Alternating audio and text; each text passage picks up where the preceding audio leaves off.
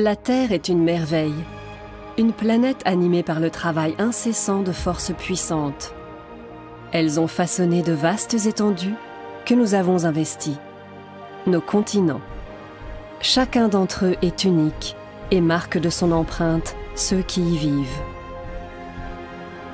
L'Océanie a ainsi semé des milliers d'îles dans l'immensité du Pacifique et produit des peuples de navigateurs intrépides. Les Polynésiens parcouraient déjà des milliers de kilomètres en plein Pacifique quand les Européens naviguaient timidement autour de la Méditerranée. C'est par la mer qu'ils étendent peu à peu leur présence. Leur culture se propage jusqu'en Nouvelle-Zélande.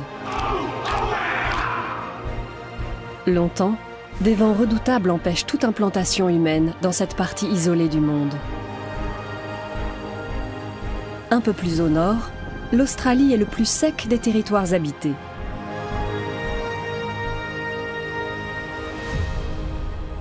L'Australie illustre à merveille la capacité d'adaptation et la polyvalence de l'espèce humaine.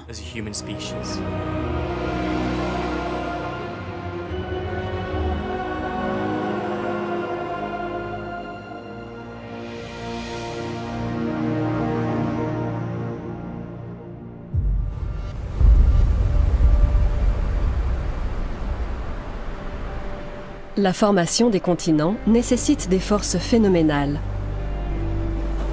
Avec ses falaises de 60 mètres de haut et ses 4000 km de longueur, la grande baie australienne a tout d'une énorme cicatrice laissée par la naissance du continent.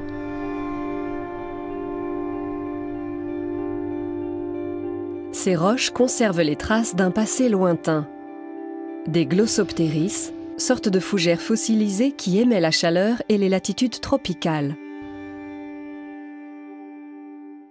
Pourtant, dans les années 1910, l'expédition au pôle Sud de Robert Falcon Scott découvre ces mêmes fossiles en Antarctique.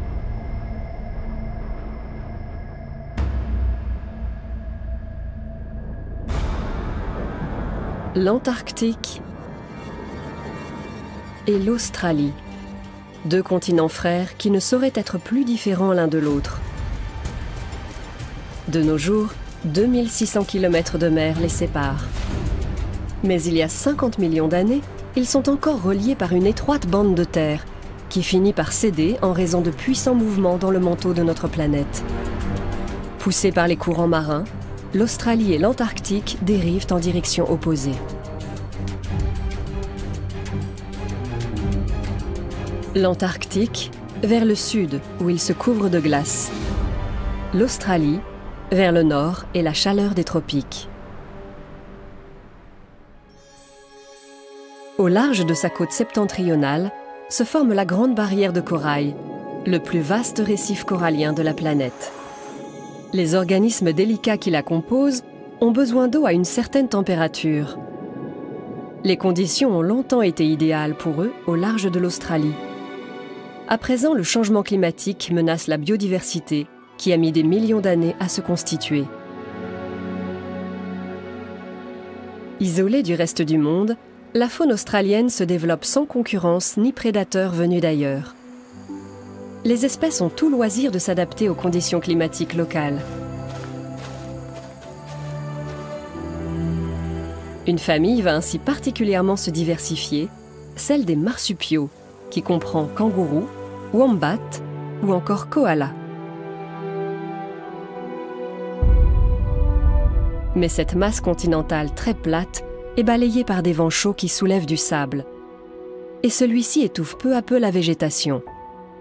La Outback, l'arrière-pays australien, se transforme en désert rouge.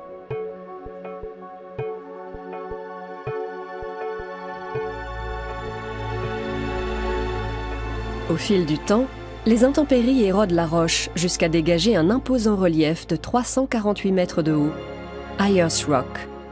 Il a sans doute fallu des circonstances particulières pour que l'espèce humaine parvienne à s'implanter dans cet environnement.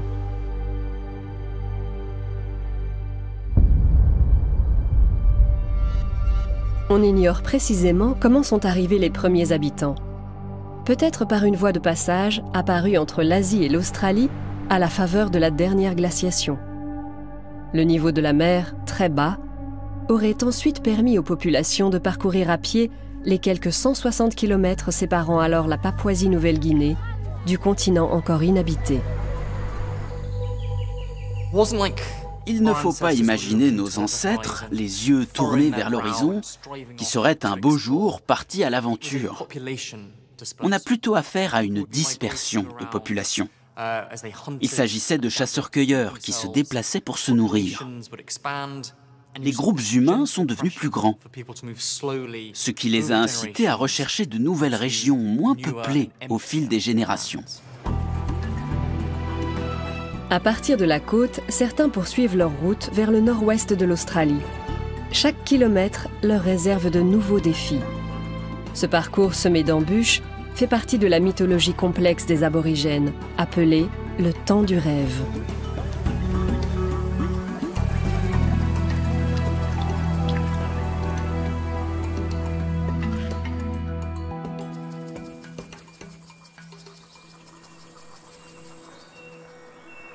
Les traces de cette implantation progressive sont encore visibles aujourd'hui. Comme ici, au mont Borradaile.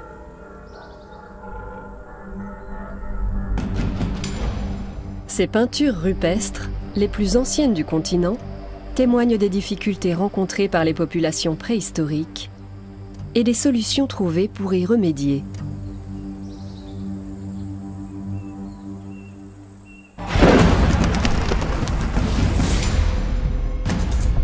Pendant la saison sèche, une étincelle suffit pour embraser tout le paysage.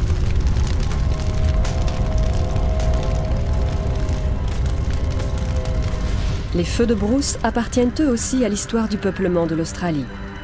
Les aborigènes apprennent à les contrôler.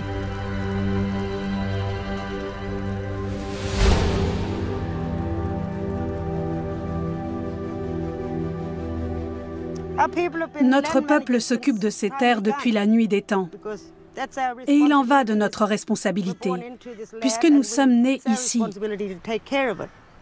C'est un savoir-faire vieux de plusieurs dizaines de milliers d'années que perpétuent les descendants actuels des premiers Australiens.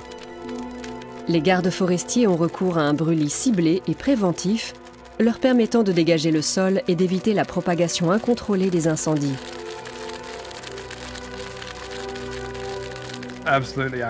C'est une pratique très ancienne, utilisée depuis des milliers d'années, qui aide la nature à se régénérer. Car un certain nombre de végétaux, herbes comme arbres, ont besoin du feu pour germer. Certaines variétés d'eucalyptus se sont adaptées pour survivre au feu. Leurs feuilles, en tombant, forment un tapis de matériaux inflammables qui retardent l'embrasement du tronc. Mais leurs huiles essentielles en font également de dangereux accélérateurs de feu.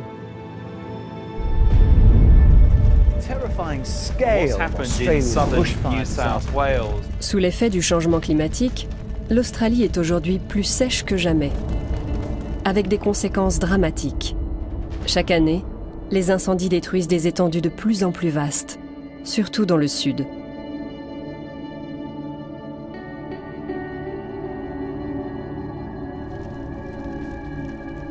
Le nord, où l'on pratique le brûlage traditionnel, est en revanche largement épargné.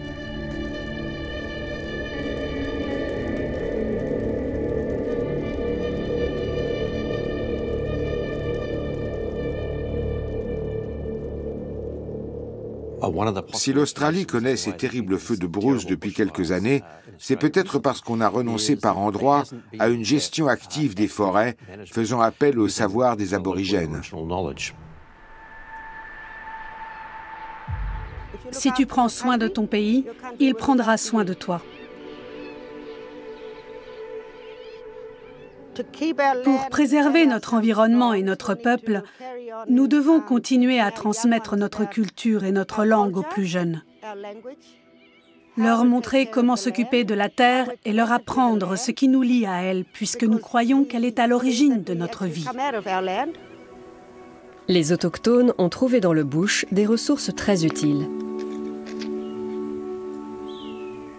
Une fois broyées, les feuilles du mélaleuc, une myrtacée, font un excellent anti-moustique. Ces huiles essentielles apaisent les douleurs et les inflammations, aidant ainsi à combattre les rhumes et les piqûres d'insectes.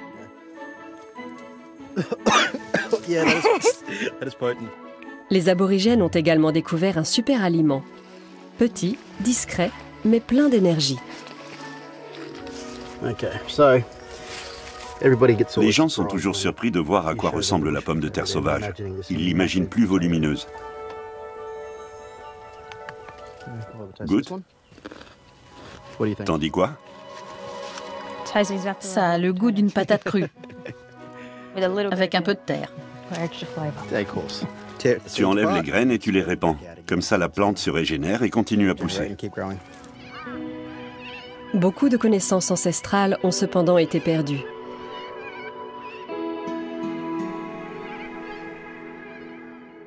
Notamment parce que le mode de vie des aborigènes a été durement réprimé par les colons.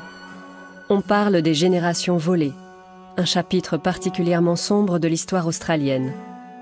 Entre 1900 et 1969, environ un enfant aborigène sur 3 est enlevé à sa famille pour être placé dans une famille blanche ou en foyer. Objectif, les faire grandir dans les valeurs morales des Blancs.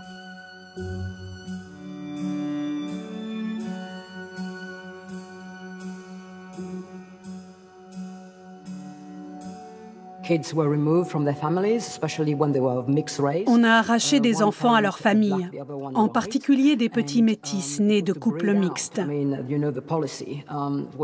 Il s'agissait d'effacer leur part noire. C'était l'idée, la politique de l'époque.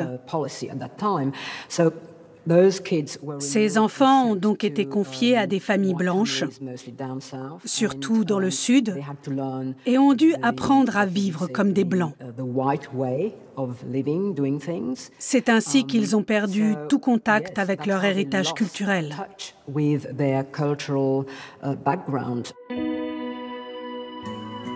Sur les quelques 250 langues qui coexistaient autrefois sur le continent, seule une poignée sont encore parlées aujourd'hui.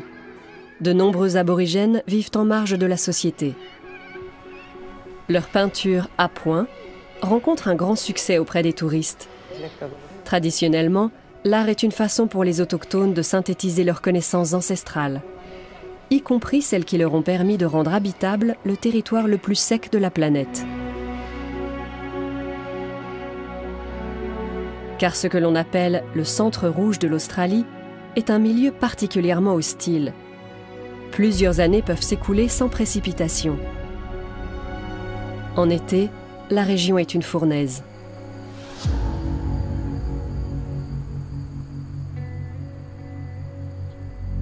Les kangourous optimisent leurs efforts en se déplaçant par grands bonds.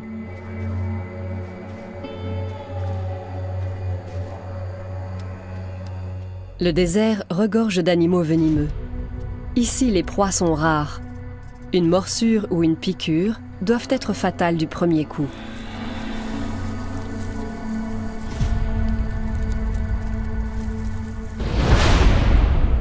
Si la vie a pu se développer contre toute attente dans cet environnement aride, c'est grâce à un immense réservoir souterrain d'eau douce. Le grand bassin artésien, qui occupe un quart du sous-sol australien.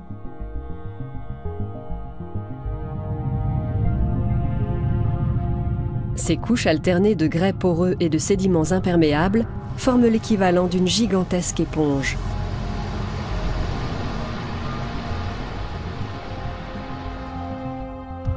Grâce à cette géologie unique, le grand bassin artésien est l'un des plus vastes aquifères au monde. Toutefois, l'eau n'atteint la surface que lorsqu'il est saturé de pluie. Elle forme alors ce que l'on appelle des billabongs.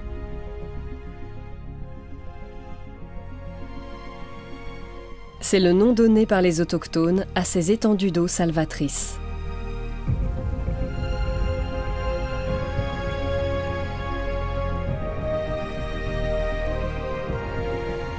En l'absence d'écriture, les aborigènes ont trouvé d'autres moyens pour transmettre de génération en génération l'emplacement de ces mares.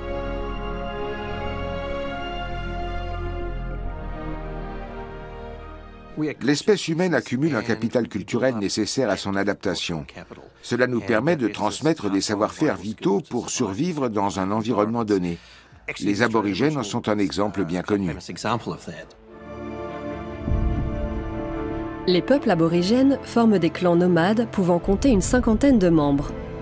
Partis du nord, ils se dispersent sur tout le continent grâce à ces points d'eau indispensables à leur subsistance. Les chants des pistes, ou songlines, leur permettent de graver dans la mémoire collective les itinéraires à suivre, afin de pouvoir les retrouver. Plus tard, les colons européens profiteront de leur connaissance des Billabong pour s'implanter dans l'immense arrière-pays.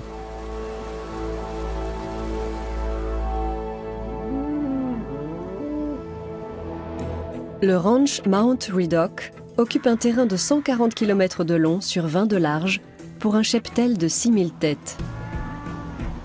Une superficie standard pour une exploitation australienne. Les terres sont si pauvres en herbe qu'il faut un périmètre gigantesque pour assurer l'alimentation des bêtes.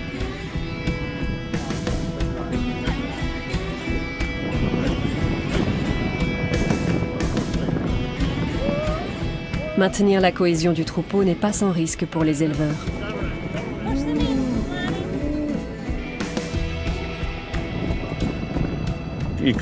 On passe notre temps à surveiller ce que font les autres, à vérifier qu'ils ne se retrouvent pas dans un endroit dangereux. Parfois, mes gars me disent « Arrête de me dire de ne pas faire ça, il faut que je me fasse mal pour apprendre. » C'est une mauvaise idée. Je ne veux pas me retrouver à devoir faire leur travail. 2 fois par an vient le temps du muster, le grand rassemblement du bétail. Composé de 7 membres, l'équipe du ranch doit fonctionner en communauté. Et réunir des milliers de bovins Polled Hereford n'est pas le seul défi dans la Outback. La nature ne se fait jamais oublier.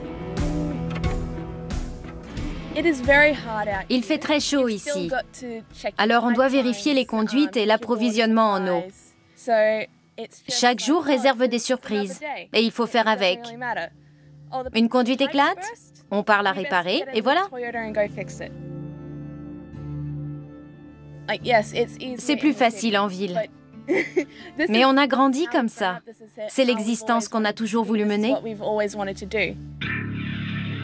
La ville la plus proche, Alice Springs, se trouve à 320 km d'ici. Dans la rude immensité de l'Outback, un style de vie à part et empreint de solidarité a vu le jour. On vit tous au ranch. On prend nos repas ensemble et on discute entre nous. À mes yeux, l'esprit d'équipe et ce qu'on appelle le mateship, la camaraderie, sont des qualités essentielles pour vivre et travailler dans ces conditions. Le mate, en anglais australien, est un ami avec lequel on traverse toutes les épreuves. La notion de mateship renvoie d'abord aux soldats australiens engagés dans la Première Guerre mondiale. Loin de chez eux, ils supportent ensemble les atrocités des combats, unis dans une terrible communauté de destin. Désormais, le terme désigne une philosophie de vie dans laquelle se reconnaissent surtout les Australiens blancs, jusque dans les grandes villes. Manly Beach, samedi, 7 h du matin. Ils sont des centaines de nageurs intrépides à se retrouver ici aux aurores chaque jour de la semaine.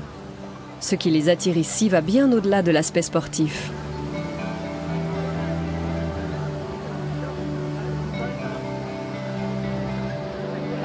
Allez, tout le monde dans l'eau! Tout un chacun est invité à participer. Encore faut-il être capable de nager 1,5 km pour faire l'aller-retour jusqu'à Shelly Beach. On nage en groupe pour garder un œil sur les autres. Quand on tourne la tête d'un côté pour respirer, on voit un camarade, puis de l'autre côté, un autre. On prend soin les uns des autres. Une fois où je m'étais arrêtée pour admirer le ciel, on m'a demandé si tout allait bien.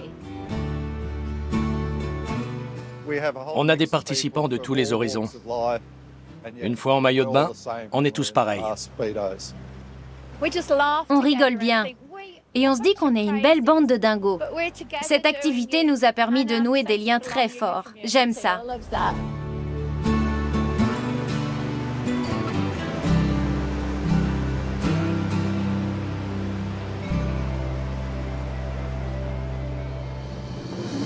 C'est peut-être grâce à ce sens du collectif que les Australiens sont les numéros 1 mondiaux en matière de dons et de bénévolat.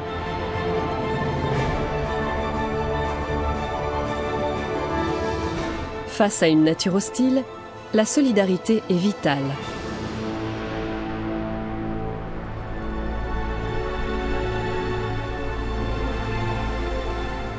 Le sud-est du continent présente un aspect très différent, composé de forêts tropicales et de forêts d'eucalyptus, de montagnes et de cours d'eau.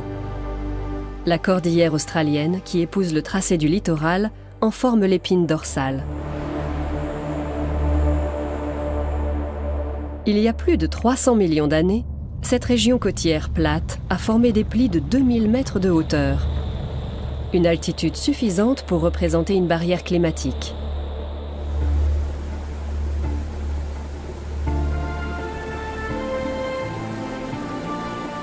Les contreforts sont fertiles. Quant au littoral accueillant, il a tout pour plaire à une nation de l'autre bout du monde qui nourrit des rêves d'expansion. Le 18 janvier 1788, la première flotte en provenance d'Angleterre accoste ici. À bord de ces 11 navires, des bagnards envoyés pour participer à la création de nouvelles colonies. La plus jeune passagère est une sabotière de 13 ans condamnée pour vol, Elizabeth Hayward. La plus âgée, une chiffonnière de 62 ans, Dorothy Huntland. Pas de grands criminels parmi ces forçats, plutôt de simples délinquants. On leur a promis des remises de peine en échange de leur travail. La première colonie pénitentiaire à être fondée est Sydney. Son plan reflète aujourd'hui encore l'histoire de sa fondation. George Street, la plus ancienne de ces rues, relie ainsi le port au cœur de la ville. Et son opéra aux courbes emblématiques se dresse sur l'emplacement des premières fortifications. D'autres camps de bagnards donnent naissance à des villes. À l'heure actuelle, 1/5 des Australiens descendent en ligne directe de ces forçats. Et leur héritage est avant tout présent dans la langue. Hey, g'day, mate. Glad you came for a coldie. Gee, it's a bit nippy out here, but frothing them waves. Not whinging. Les Australiens raffolent des abréviations. Un lointain reste de l'argot codé employé par les petits délinquants des XVIIIe et XIXe siècles. Des études ont montré que le vocabulaire contemporain comptait environ 5000 de ces formes courtes. Des linguistes ont établi que les Australiens n'utilisaient que 2/3 des muscles que l'on peut mobiliser pour parler distinctement. Ça explique leur intonation un peu paresseuse. Et ils ne manquent pas une occasion de raccourcir les mots parce que ça leur permet de parler plus vite. Les abréviations et l'argot sont aussi source de convivialité et de proximité et permettent d'échanger d'égal à égal. Oh, are you guys going to Robbo's on Sunday? Totally. Is it BYO? BYO, Bring Your Own, signifie que chacun apporte à boire. Yeah, I think so. I'm going to the bottle to pick up a slab. A slab, un pack de bière.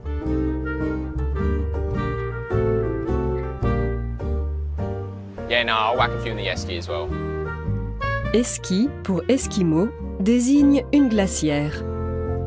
Hey, how's that Deadly Treadly? Enfin, Deadly Treadly est le surnom légèrement péjoratif réservé au vélo qui est peu utilisé en Australie. Yeah, she's a beauty. Bit too fancy to dig, but I just take her out for a cuppa every now and then. Pour montrer comment parler avec l'accent australien et peut-être expliquer son évolution, on conseille parfois d'imaginer un soleil et une chaleur telle qu'il faut plisser les yeux, en gardant la bouche fermée à cause des mouches. En combinant les deux, on finit par avoir l'accent australien. No worries, I'll see you at Robbo's. No worries, pas de souci, est peut-être la formule la plus employée par les Australiens. Mais si le pays cultive une image de décontraction, les interdictions y sont légion. C'est assez curieux, parce qu'on a d'un côté un anti-autoritarisme qui vient des bagnards et des premiers colons, mais de l'autre, la conscience qu'une société a besoin d'être cadrée. Le résultat, c'est un pays réglementé à l'extrême. Avec un certain nombre de bizarreries. Il est illégal, par exemple, de se trouver en état d'ébriété dans un bar. ou de passer l'aspirateur entre 22h et 7h du matin en semaine à Melbourne. Dans l'État d'Australie occidentale, il est interdit de posséder plus de 50 kg de pommes de terre. Et les amendes peuvent être lourdes. Faire du vélo sans casque à Sydney vous coûtera 344 $ australiens, plus de 200 €. Quant à celui qui s'aviserait de perturber un mariage en Australie méridionale, il peut être condamné à une amende de 10 000 $ ou à 2 ans de prison. Les Australiens ont beau avoir un côté anti-autoritaire et égalitaire, ils sont par ailleurs assez dociles et n'ont aucun mal à se plier aux règles.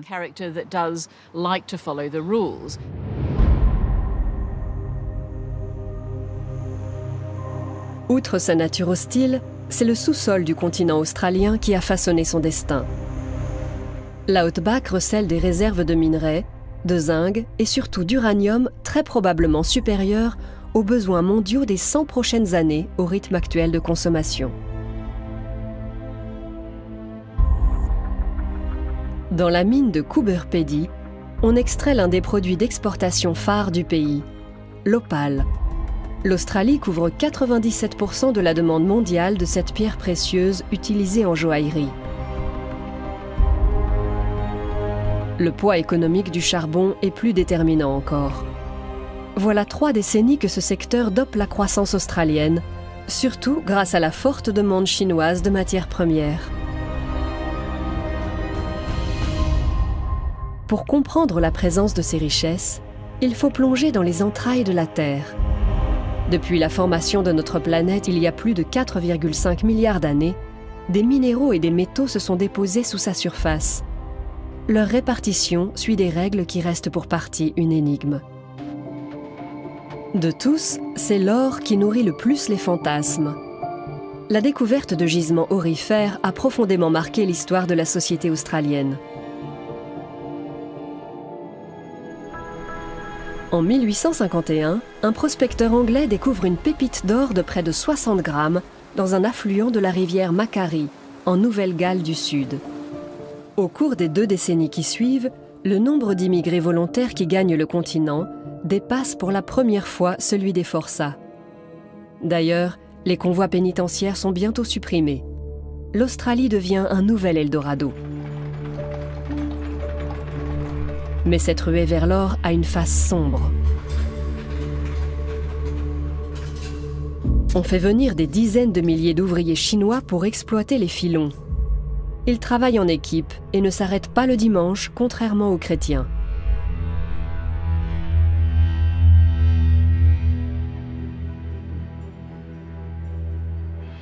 Très vite, des tensions apparaissent. Au début, elles s'expriment dans des caricatures. Puis, c'est l'escalade. Les chercheurs d'or blanc n'apprécient pas cette concurrence venue d'Asie. En juin 1861, 3000 d'entre eux organisent une descente dans un camp de Chinois qu'ils vandalisent et incendient. 250 de ses occupants sont grièvement blessés.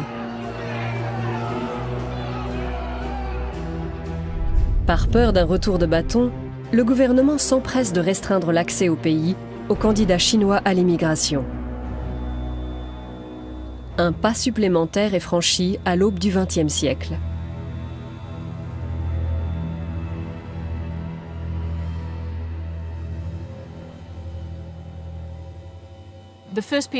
Une fois le pays fédéré en 1901, la première loi qu'il adopte entérine la politique de l'Australie blanche, qui réserve l'entrée sur le territoire aux personnes blanches. Mais même à l'époque, il n'est pas possible de le formuler de cette façon dans la législation. Tout se joue donc dans la mise en œuvre de cette politique. Les agents de l'immigration ne doivent laisser entrer que des gens capables de lire à haute voix un paragraphe dans la langue choisie par l'administration. Normalement, c'est l'anglais. Mais s'il voit arriver quelqu'un qui n'est pas de la bonne couleur de peau et semble parler anglais, il lui demande de lire un texte en gallois. Les discriminations continuent aujourd'hui encore à diviser le pays. Selon un sondage réalisé en 2021, 76% de ses habitants estiment que le racisme est omniprésent en Australie. Et beaucoup en ont fait personnellement l'expérience.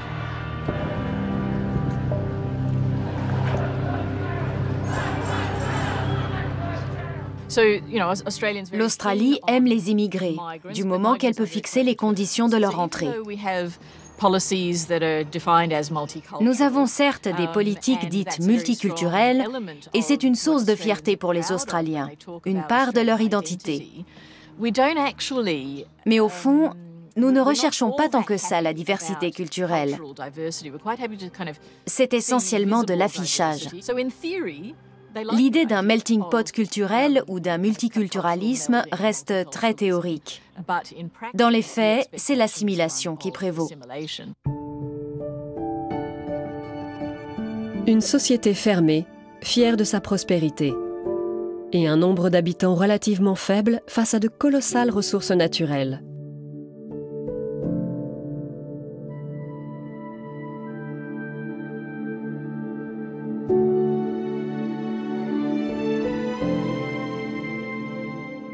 Le pays attire toujours l'immigration, mais s'offre le luxe de sélectionner strictement qui il laisse entrer.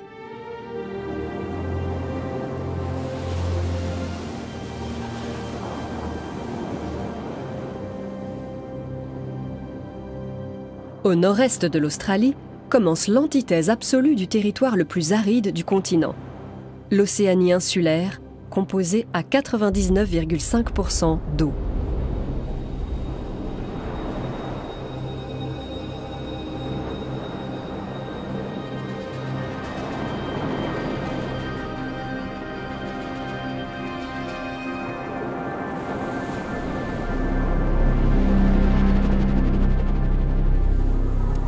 Il a fallu que la nature se déchaîne pour que des terres surgissent ici. Le Mauna Loa, l'un des plus grands volcans en activité de la planète, renferme un peu de l'histoire de la formation de ces îles innombrables.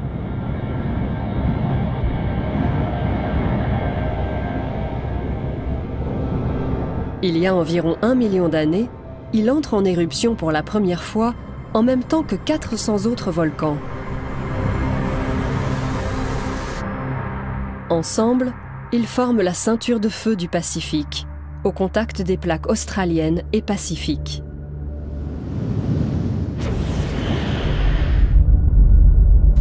Lorsque cette jonction se comprime ou s'étire, les volcans s'éveillent et crachent de la lave, c'est-à-dire de la roche en fusion.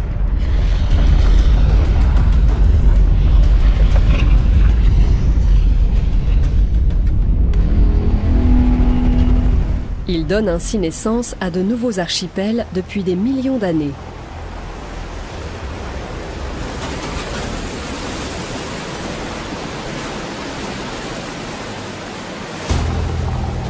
Hawaï, la Polynésie, la Mélanésie ou encore la Micronésie ont toutes émergé de ces fonds marins volcaniques et sont en constante transformation.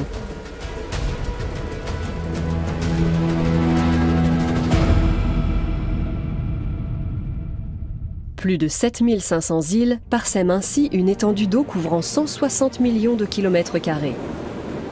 Si l'humanité a pu s'implanter dans ce désert marin, c'est notamment grâce à la lave volcanique, super engrais riche en minéraux, qui rend les sols extrêmement fertiles.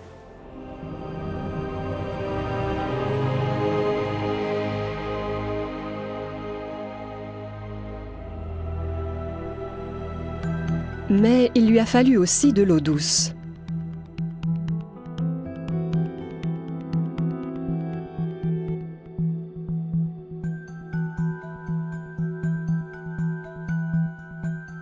En raison de leur différence de densité, l'eau de pluie et l'eau salée de la nappe phréatique ne se mélangent pas.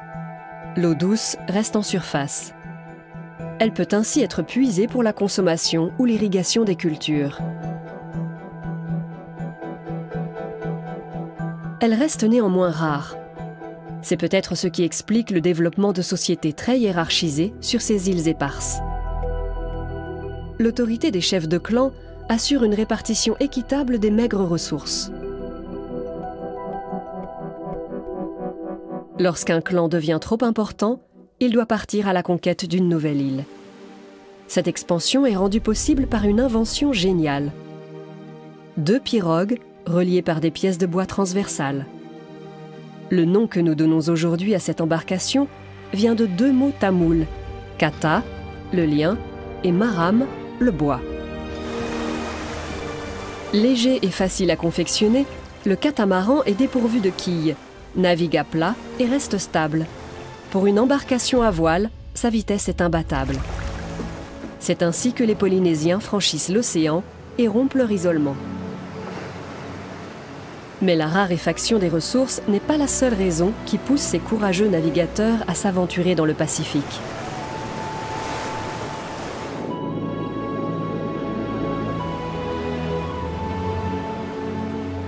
Ce sont des facteurs sociaux plutôt qu'écologiques qui ont favorisé le phénomène de migration. Dans certaines sociétés polynésiennes, le fils aîné occupait une place à part. Les cadets avaient donc tout intérêt à partir explorer une nouvelle île où il pourrait devenir le chef fondateur, car la vénération des ancêtres jouait un rôle important. Cette expansion répondait donc aussi à des motivations sociales. Pour partir ainsi à l'aventure, les Polynésiens s'orientent avec la voûte étoilée. Ils déterminent quelle étoile se situe à l'aplomb de leur destination et laquelle se trouve dans leur dos.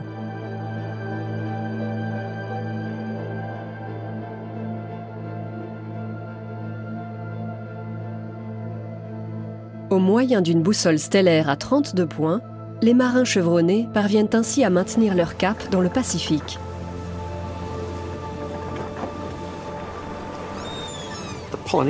Les Polynésiens étaient d'excellents navigateurs. Ils parcouraient déjà des milliers de kilomètres en plein Pacifique quand les Européens naviguaient timidement autour de la Méditerranée. L'exploration des mers du Sud par les Polynésiens se classe parmi les plus grands exploits maritimes de l'histoire de l'humanité. Les catamarans atteignent une vitesse de croisière moyenne de 7 à 8 nœuds, soit entre 13 et 15 km/h.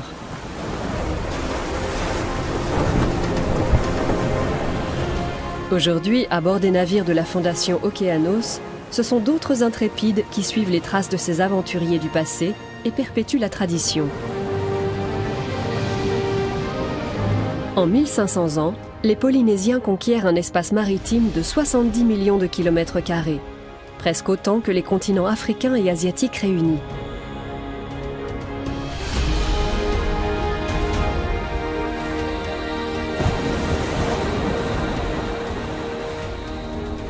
C'est aussi un mode de vie qui se diffuse de cette façon, de l'île de Pâques à Hawaï, en passant par Tahiti. Des archipels dispersés en viennent à former un espace culturel commun.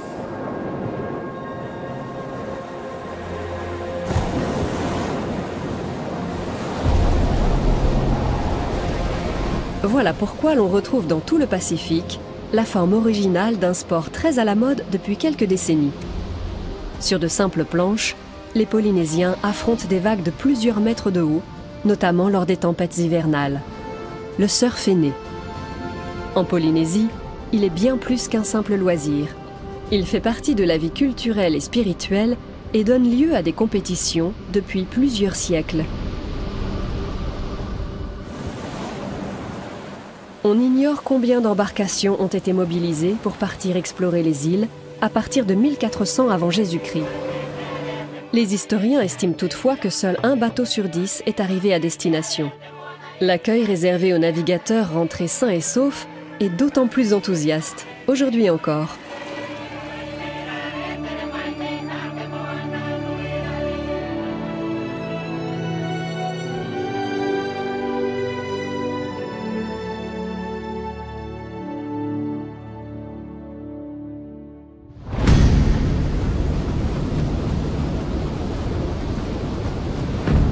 Un peu plus au sud s'ouvre un enfer de flots déchaînés et de vents tempétueux. Loin de toute terre émergée, les 40e rugissants doivent leur nom à leur position géographique, autour du 40e parallèle de l'hémisphère sud. Pendant longtemps, ils rendent très difficile la navigation jusqu'en Nouvelle-Zélande.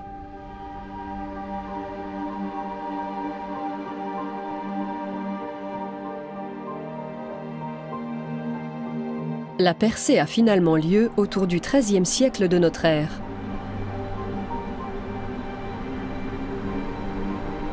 À cette époque s'ouvre une fenêtre climatique opportune. Les vents du sud-ouest faiblissent, tandis que ceux du nord-est s'intensifient.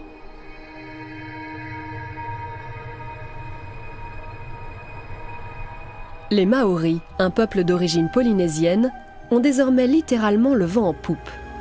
Ils atteignent la dernière grande masse terrestre inhabitée de la planète, qu'ils nomment Aotearoa, le pays du long nuage blanc, en référence à l'air humide qui s'accroche aux montagnes et y forme des cumulus.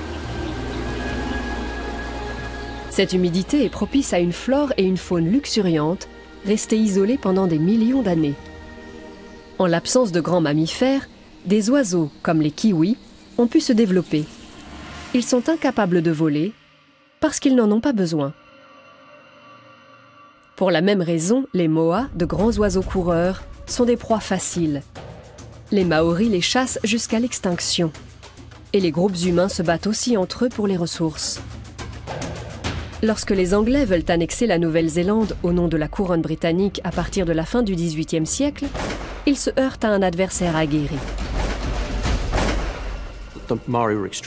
Les Maoris excellaient au combat et ont gagné des campagnes militaires contre les Britanniques. On dit parfois qu'ils ont inventé la guerre de tranchées. Ils utilisaient un système de palissades et de fossés qui leur permettait de se replier tout en infligeant des pertes substantielles aux Anglais. Grâce à leur combativité, les Maoris se voient reconnaître des droits individuels et collectifs dans le traité de Waitangi, signé en 1840. Mais ils acceptent en échange de devenir sujets de la couronne britannique. Contrairement aux aborigènes et à de nombreux peuples autochtones, ils échapperont cependant à l'oppression culturelle.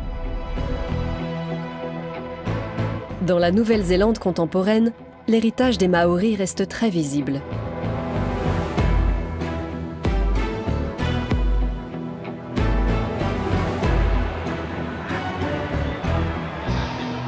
Le célèbre haka, chorégraphie martiale exécutée par les équipes sportives néo-zélandaises avant les compétitions internationales, reflète ainsi leur tradition guerrière. Loin d'être un simple élément de folklore, cette pratique fait partie du quotidien.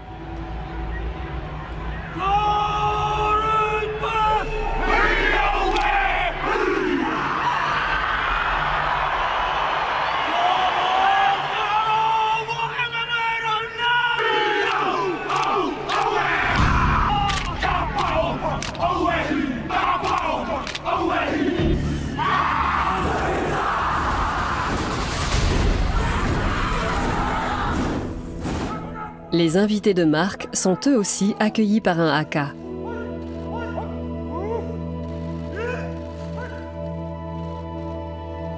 À l'heure actuelle, les Maoris représentent environ 14% de la population néo-zélandaise.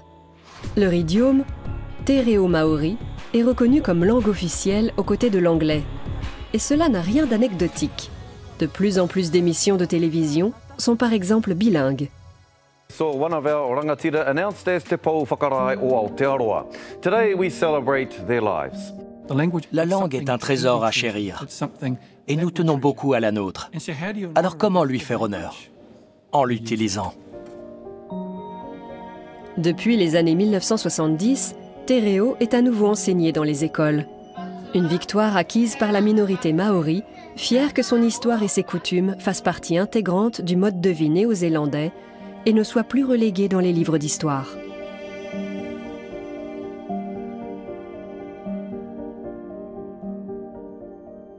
Il est désormais possible en Nouvelle-Zélande de faire toutes ses études en Te Reo, jusqu'à la thèse si on le souhaite. Les Maoris ont contribué à l'identité de tous les Néo-Zélandais, et c'est la nation tout entière qui célèbre aujourd'hui ses racines polynésiennes. Longtemps, notre pays ne se reconnaissait qu'une seule culture. Mais le consensus de nos jours, c'est que la Nouvelle-Zélande est biculturelle et possède deux cultures fondatrices à égalité, Maori et Pakeha, c'est-à-dire européenne.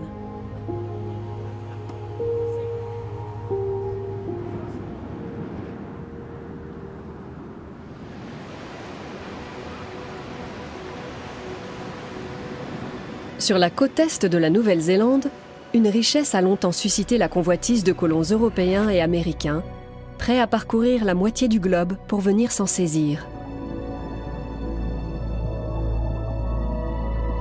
La rencontre des plaques australiennes et pacifiques a creusé tout près du littoral le canyon sous-marin de Kaikoura. Comptant parmi les fosses les plus profondes de la planète, il descend à plus de 1000 mètres, puis se prolonge par une tranchée abrupte de 3000 mètres de profondeur.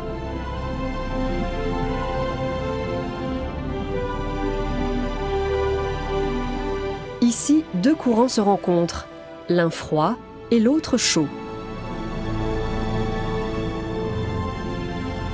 Le krill antarctique y prolifère. Ce crustacé attire les baleines à bosse et autres cétacés qui s'en délectent.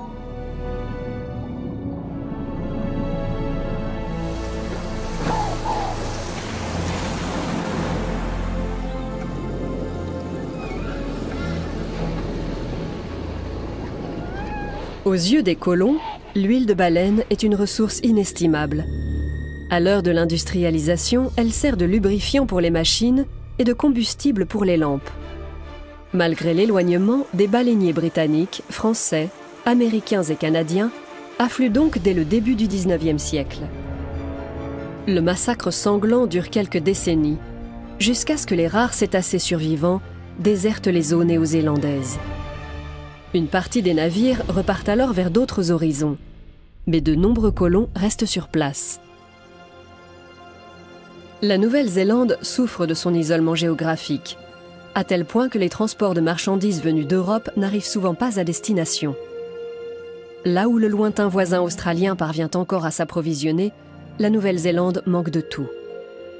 Ses habitants développent ainsi la Number 8 Wire Mentality, un état d'esprit qui doit son nom au calibre d'un fil de fer très polyvalent. Ça remonte sans doute à l'époque des pionniers. Longtemps, il était impossible d'importer des marchandises. Et nous n'avions aucune culture industrielle. Les gens ont donc appris à se débrouiller avec ce qu'ils avaient sous la main et à tout réparer eux-mêmes, avec souvent une grande ingéniosité. Cette inventivité n'a pas disparu au XXIe siècle.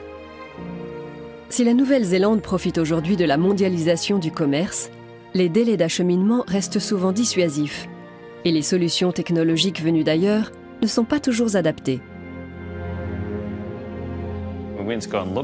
On a cherché ici et à l'étranger les produits qu'il nous fallait, mais ils n'existaient pas. Alors on les a mis au point nous-mêmes. Depuis 3 ans, on se concentre sur le développement de drones gros porteurs, un domaine où il va y avoir des besoins à l'avenir. Avec ces appareils, Cameron Baker et son équipe veulent sauver la dernière forêt naturelle de Nouvelle-Zélande. Toute l'île du Nord était autrefois couverte de végétation comme celle-ci.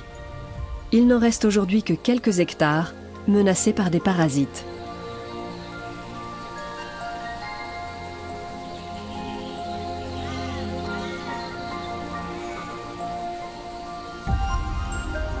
La technologie doit contribuer à restaurer cet écosystème.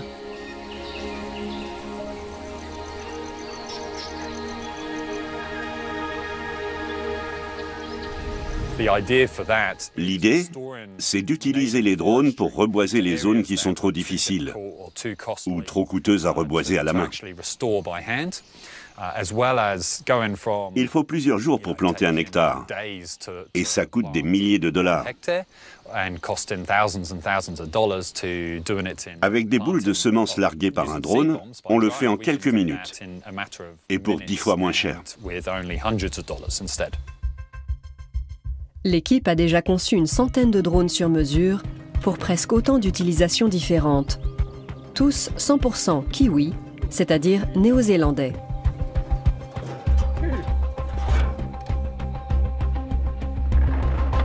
Les boules de semences sont chargées sur le drone.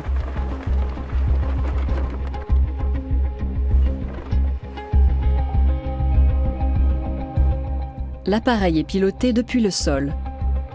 Même avec une cargaison de 200 kg, son rayon d'action atteint 100 km, nettement plus qu'un modèle conventionnel. Malgré un terrain accidenté, la transmission reste fluide. Sam et Cameron ont créé leur entreprise en 2018. Après des débuts prometteurs, ils veulent continuer à développer leur technologie au service des forêts néo-zélandaises.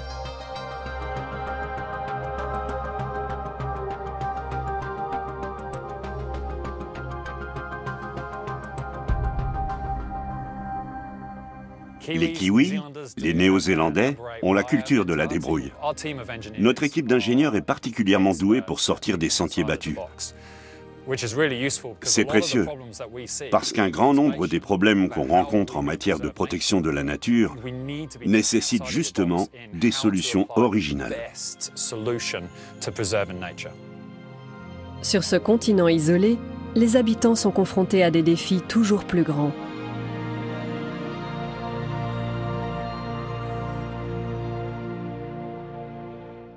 La dérive de la plaque australienne, entamée il y a 50 millions d'années, se poursuit inexorablement. Ainsi, l'Australie se déplace chaque année de 7 cm vers le nord. Un mouvement imperceptible qui a pourtant des effets bien réels.